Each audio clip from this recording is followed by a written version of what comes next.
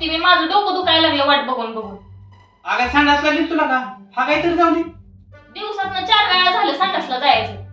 चटणी टाकती कालवणार बचक्याने, हागणार नाही तर काय करणार? तू किती वेळा जाते आम्ही काय मोजून ठेवतो का? पंचर बोलत जाऊ नका सारखं सारखं. पप्पांचा फोन आलता रात्री आपल्याला जत्रेला बोलवलं.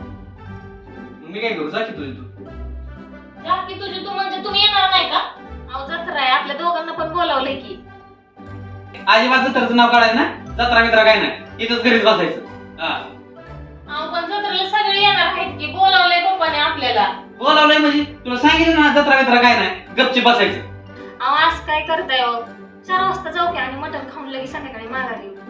ए ते मटणाचं कौतिक नको सांगू मला. का गेल्या वर्षी सासरे म्हणलं जावाय बापू बोकडाचं मटण आणले, बोकड आणले, जेवा या.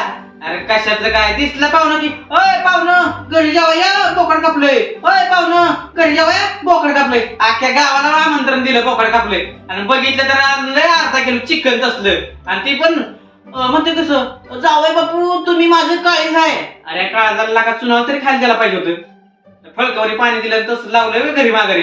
अजिबात जत्रा मित्र काय नाही, तुला सांगितलं म्हणजे सांगितलंय. हा